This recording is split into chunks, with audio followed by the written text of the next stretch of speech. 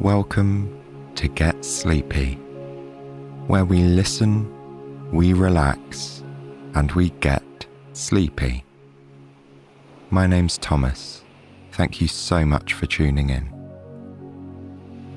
I haven't mentioned it for a little while here, but don't forget you can find us on all your favourite social media platforms. Just search Get Sleepy Pod, all as one word, on Facebook, Instagram, Twitter, YouTube, and even TikTok. It's always lovely to build more of a connection and community with you all, so hopefully I'll see you over on one of our social channels very soon. As for tonight's story, you'll explore an old library, which is the venue for a relaxing evening of piano music. As you settle and listen, feel free to drift off at any moment. So, before we explore the grand old library in our story tonight and enjoy a relaxing musical performance, let's ease into bed with some relaxing and nourishing breaths. So allow yourself to become fully conscious of your breathing,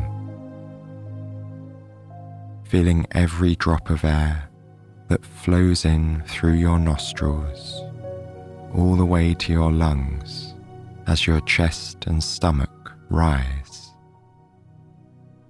And then gently follow it back out as your diaphragm lowers and the air flows out of your body.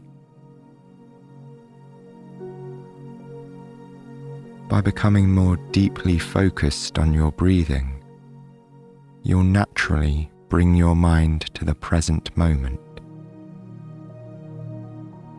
And that's the only moment that matters, the here and now.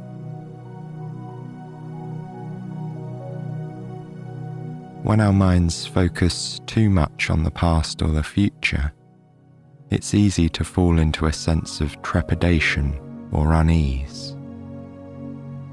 But by practicing being present, focusing on the steady flow of your breathing, you'll generally find there's nothing you need to worry about in the here and now. So, continue to breathe slowly and calmly, and I'll just give you a moment of peace and quiet to enjoy that tranquil presence for yourself.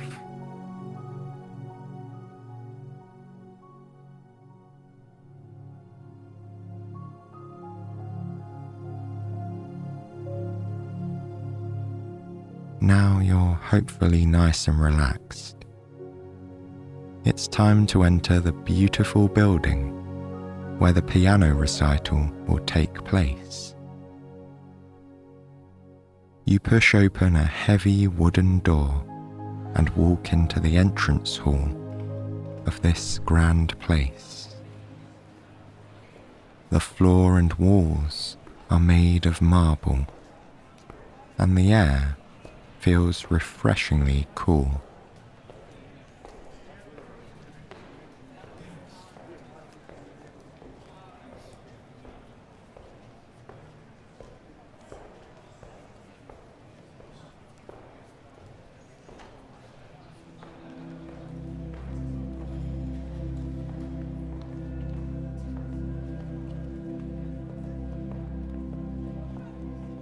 You've been invited to a special piano recital in the library of this old building. Although you're not sure exactly where the library is, your instinct guides you towards the central staircase.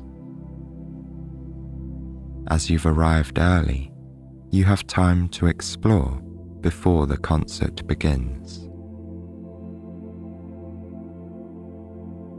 As you walk slowly up the stairs, you admire the elegance and grandeur of the building. Everything seems to be made from creamy shades of marble, shining like mother of pearl in the lamplight. The decoration is simple and minimalistic, but every detail is perfect. There are alcoves in the wall at regular intervals, each one containing either an ornate silver candlestick or a marble bust. These sculptures are portraits of various men and women and seem to have been created many centuries ago. They look like artworks from ancient Rome or Greece. In fact, everything around you seems old. As you continue to walk up, you notice that the stairs are slightly uneven, worn away by countless footsteps over the years. The staircase seems to go on forever. You're surprised by how long it takes to reach the next floor as you go up and up, your footsteps echoing through the hall. But at last, you get there. When you reach the landing, you find an open doorway. This is the entrance to the library. For a moment, you linger in the doorway, almost hesitant to enter.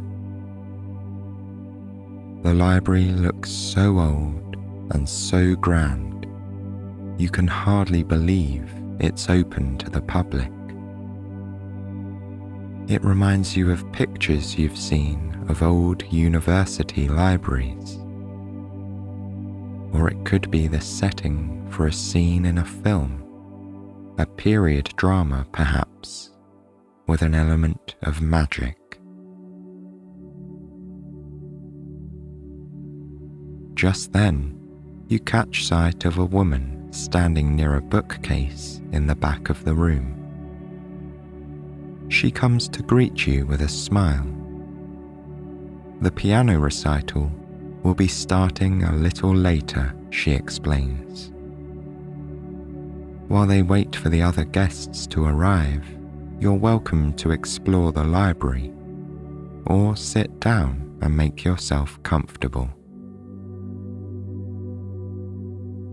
You're keen to see more of this extraordinary room, so you step inside and begin to look around.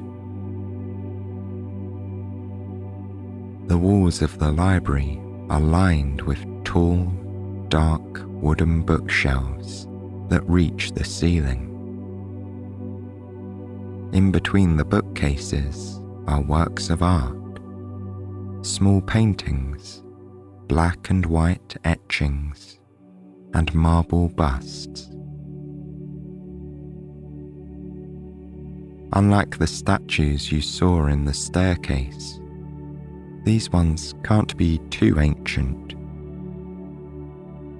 You recognize some of them as portraits of famous writers like Shakespeare and Dante.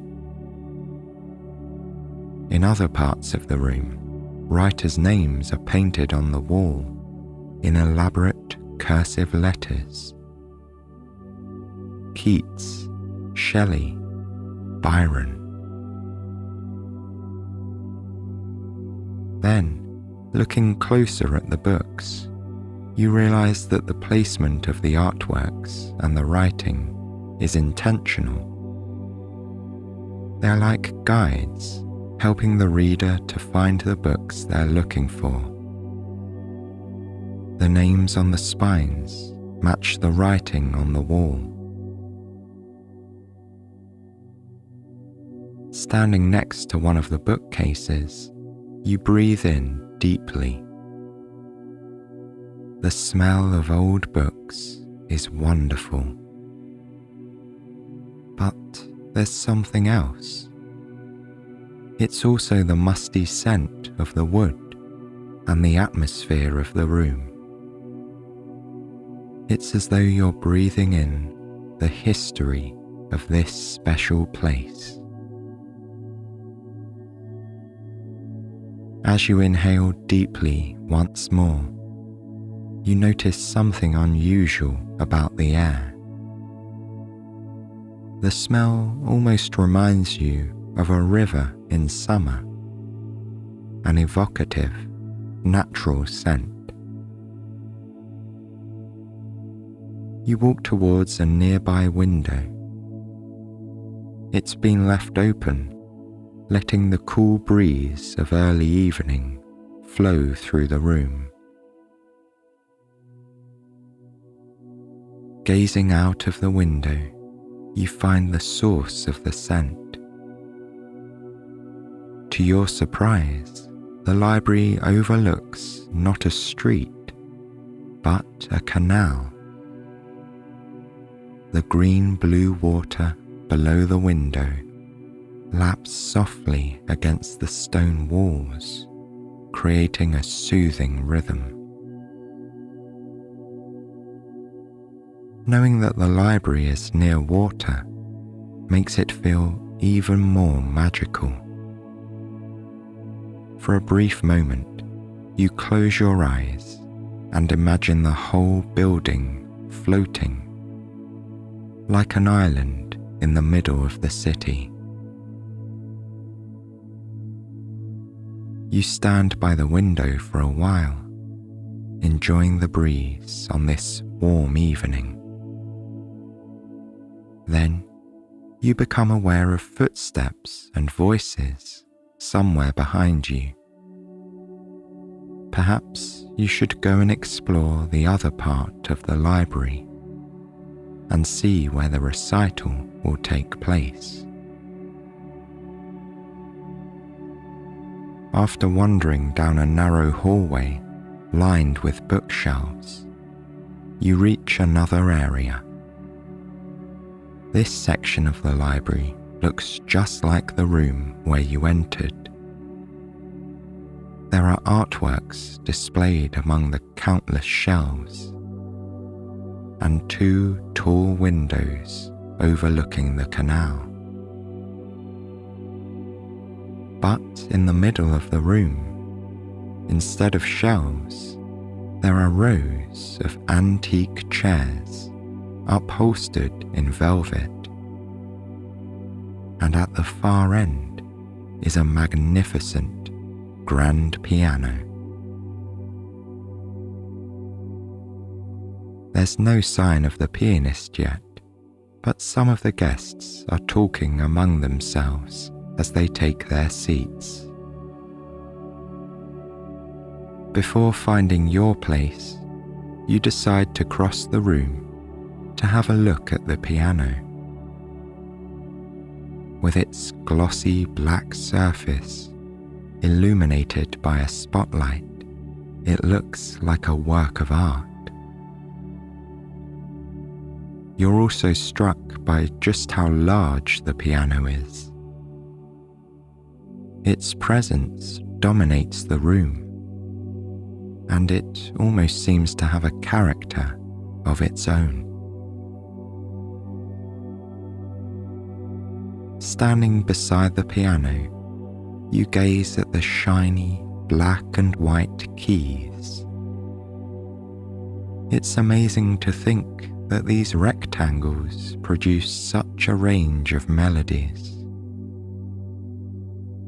But then you turn your attention to the interior of the piano, visible beneath the open lid. The instrument is not as simple as it looks. The meticulous arrangement of golden strings and hammers is so complex. It suggests endless possibilities. There are infinite combinations of notes. Composers can create music for every kind of mood and atmosphere. As you're peering under the piano lid, you become aware of a presence behind you. Turning around, you see a smartly dressed man. It must be the pianist, ready to start the recital. You should find a seat, you think, and let him prepare. But he smiles at you and seems to be happy that you're taking an interest in his beloved instrument. And it's as though he's reading your thoughts. "It's an incredible design," says the pianist. "Although there are 88 keys, there are usually around 230 strings. And in total, a grand piano like this consists of 7,000 individual parts." The pianist gently taps a key with one finger and gestures to the piano interior with the other hand, showing you what happens. When he presses the key, one of the hammers touches the strings, which are made of steel. This movement makes the strings vibrate. They're connected to the soundboard through strips of wood called bridges. Through this connection, the wooden soundboard also vibrates, producing the sound we hear as music. The pianist says that the people who make the instruments deserve as much recognition as the musicians. It's a true talent and a feat of engineering, creating such a vast instrument by hand. You nod in agreement, but it also takes a remarkable talent to play certain pieces of music. A pianist has to press complex combinations of keys with speed, precision, and feeling. As you reflect on this, you ask him how it feels to play the most challenging pieces. "It depends," he says, "on his mood and the nature of the piece he's playing. Sometimes it feels intense, and sometimes it's so relaxing that it's almost effortless. There are moments when he enters a trance-like state, and the piano feels like an extension of his own body. And when the music is particularly fast or dramatic, he gets an ecstatic rush of emotion that flows right through him. He can feel it in his heart, in his breathing. That's how it feels to play Beethoven sometimes, and works by other great composers." You thank the pianist, and then leave him to get ready. Even an experienced professional musician needs a few moments to themselves before a performance. The seats in the front rows have already been taken, but perhaps it's just as well. If you're close enough to have a view of the keys, you'll probably find yourself mesmerized by the rapid movement of the pianist's hands.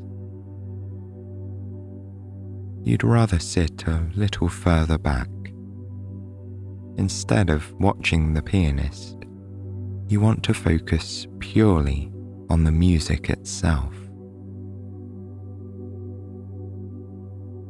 You find a seat near the back of the room, next to a bookcase and one of the windows.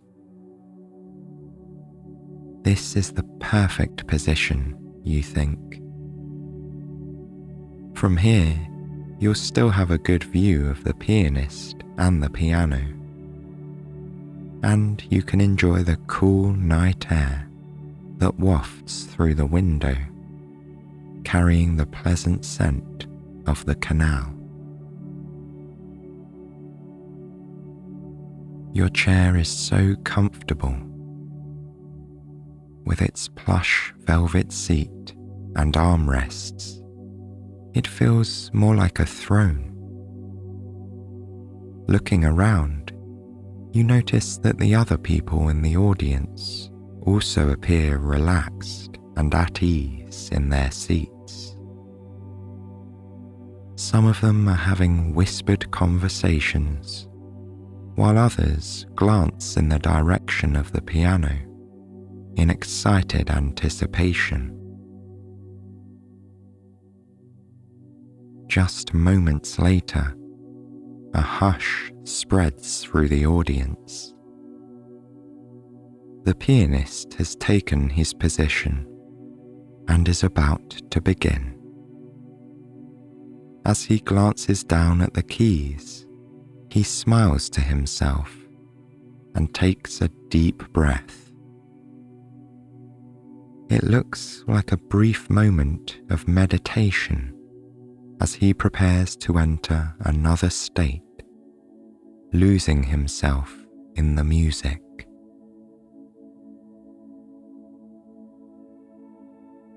The pianist plays the first few notes, his fingers gliding across the keys. You're impressed by the graceful beauty of his playing. His hands move so swiftly and fluidly, but nothing is rushed. He makes the music sound natural, almost effortless, as though it were his native language.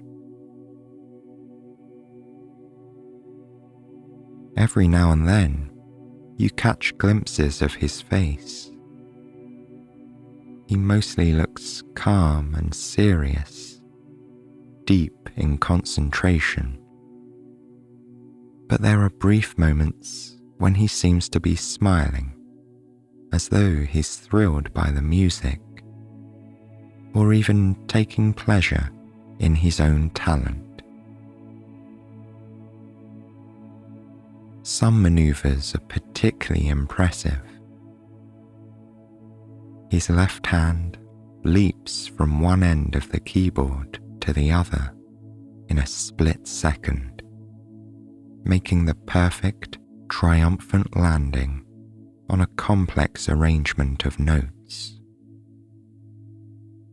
As the jubilant chord resounds through the room, the pianist looks delighted and completely in sync with the music. You wonder if you are the only one in the room to catch this brief expression of joy. Looking around you, you notice that the other members of the audience don't seem to be watching the pianist. Many of them are staring into space as they listen, in a peaceful trance, while others have closed their eyes. Although it's a pleasure to watch him play, you decide to let your gaze wander for a while, not looking at anything in particular. You want to be able to lose yourself in the music too, just like the pianist. The melody is so beautiful, rising and swelling, then softening into long notes of pure peace. You've never heard this music before, but you're captivated by its warmth. It seems to cover the whole range of human emotion and experience, and things you can't even put into words. It communicates more than any language ever could. After a while, you also enter a kind of relaxed trance. The thoughts in your head are like slow clouds drifting further and further apart. The empty space left behind is filled with the beautiful music, each golden note echoing softly through your mind. As you listen, you gradually become more aware of your breathing. The music is so calming that your breaths have instinctively become slower and deeper, in and out.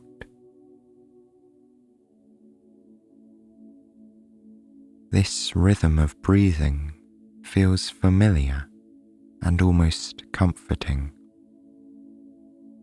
Then you realize why. This is how you breathe when you're relaxing in bed at night, just about to drift off. You've gone beyond conscious thought and are about to enter another realm. You could almost fall asleep right here. It feels as if you're lingering at the edge of consciousness, drifting in and out of slumber.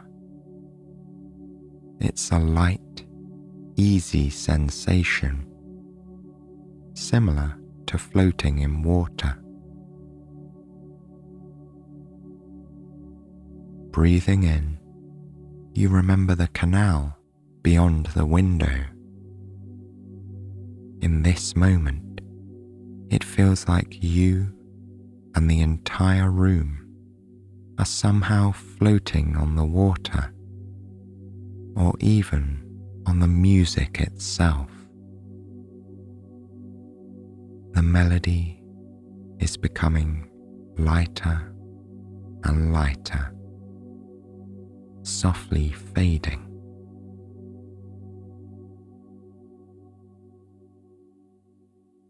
The piece gradually comes to an end. The pianist plays another, and then another.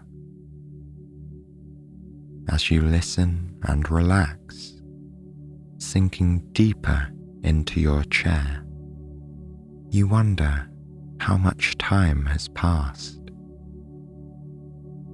It feels as though the recital will never end, and yet you don't want it to.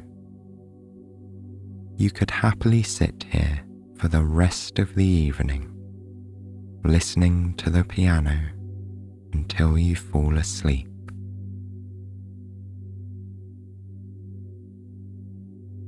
A little while later, after another piece comes to an end, the pianist speaks to the audience for the first time.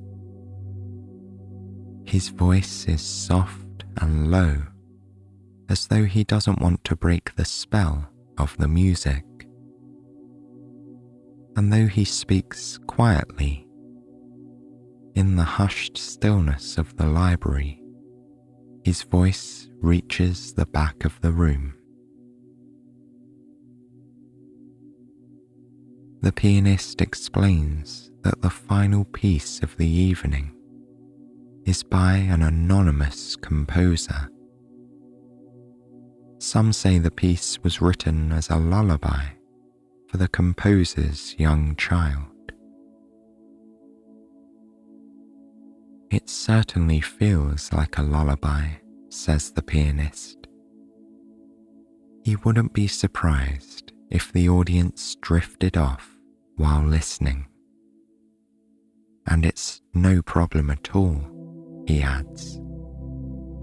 If anyone falls asleep, he'll take it as a compliment.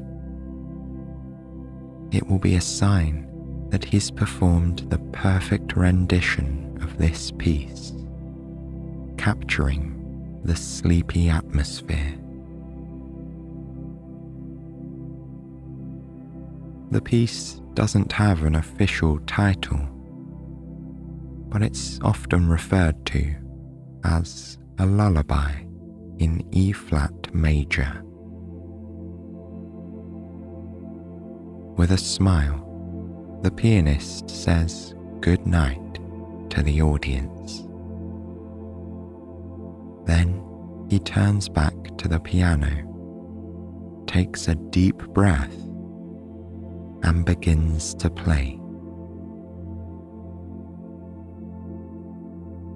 From the very first notes, you can feel the music working its magic. It's so gentle and soothing, with a lilting melody that lulls you into a state of deep relaxation. As you listen, you close your eyes and daydream, letting the peaceful images drift through your mind. The slow pace of the music makes you think of a swan gliding across a lake, or silvery clouds passing across the surface of the moon. And then the images fade as you find yourself being transported by the melody, drifting towards sleep. Your mind is clear, and your breathing is slow and steady.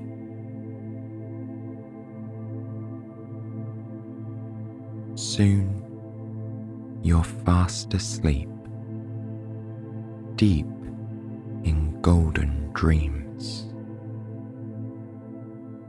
And in the background of your dreams, the beautiful music goes on and on.